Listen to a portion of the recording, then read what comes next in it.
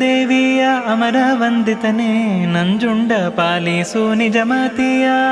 ಶಿವಕಥೆಗಳ ಕೇಳಿ ಭವಬಂಧ ಹರಿವುದು ಶಿವನ ಪ್ರಾರ್ಥನೆಯ ಮಾಡಿದರೆ. ಮನದ ಇಷ್ಟವೂ ಬೇಕಾದ ವರಂಗಳ ಪರಮೇಶ್ವರ ಕರುಣಿಸುವ. ಒಂದು ದಿವಸ ಗಿರಿ ರಾಜ ಓಲಗದೆ ಆನಂದದಿಂದಲೇ ಕುಳ್ಳಿರಲು.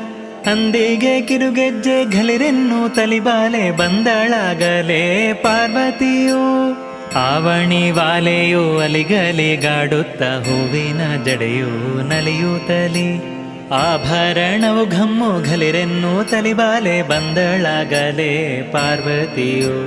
ಬಂದ ಮಗಳ ಬಿಗಿದಪ್ಪಿ ಮುದ್ದಾಡುತ್ತ ಚಂದದಿ ತೊಡೆಯ ಮೇಲೆ ಇಟ್ಟು.